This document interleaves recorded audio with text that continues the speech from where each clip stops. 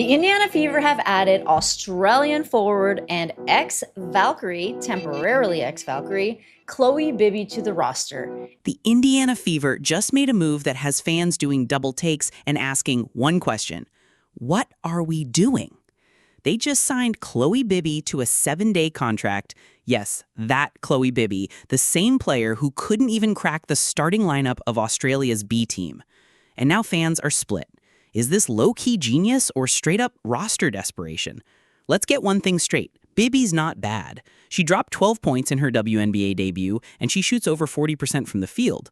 But when you're trying to build a championship roster around Caitlin Clark, is this really the kind of move that screams we're serious?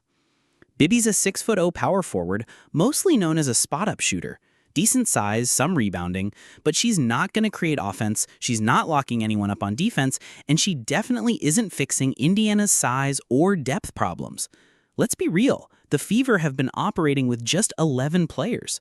That's unacceptable for a professional franchise.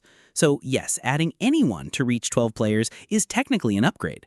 But when that someone is a player the Golden State Valkyries cut twice, that doesn't exactly spark championship confidence. Look, Bibby can knock down open threes when Clark is creating, but here's the problem. Clark is injured, so who's feeding Bibby those open looks? Bibby's being compared to a worse version of Kennedy Burke. That's not a compliment. It's like trying to find a downgrade by someone who already wasn't moving the needle. And let's not forget, Bibby wasn't just on Australia's second squad, she came off the bench. That's right, she couldn't even start for Australia's B team, and now she's supposed to help Indiana win games in the most competitive women's league in the world. This screams panic move, a temporary band-aid, a body to toss on the bench and hope for the best. Maybe this is just a tryout. She's only here for 2 games against the Chicago Sky, but that raises another question. Why not give those minutes to someone like Michaela Timpson, who's already shown promise? The harsh truth? Maybe no one else wanted to come to Indiana. And if that's the case, the Fever has a much bigger problem than Chloe Bibby. This move doesn't fix anything. Not the defense, not the size issues, not the lack of secondary scoring. It's a move that feels like the front office just grabbed the first player available and said, good enough. The optics are brutal. You're in your championship window, you've got Caitlin Clark, you're making headlines, and this is your big move?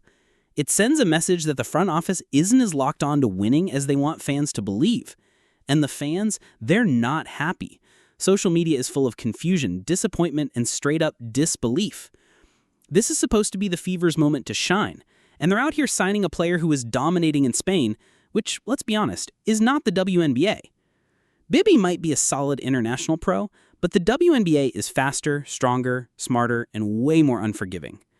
Look, this isn't personal. Bibby might have her moments, but this move feels like the Fever are playing checkers while the rest of the league is playing chess. Let's just say it. This is not a championship-level signing. It's a warm body, a placeholder, a roll of the dice.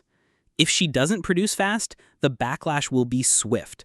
Let's hear it from you. Was this a savvy, under-the-radar signing, or are the Fever just settling for mediocrity? Drop your thoughts in the comments below, like the video if you're frustrated with the front office, and subscribe for more brutally honest WNBA analysis. No fluff, just facts.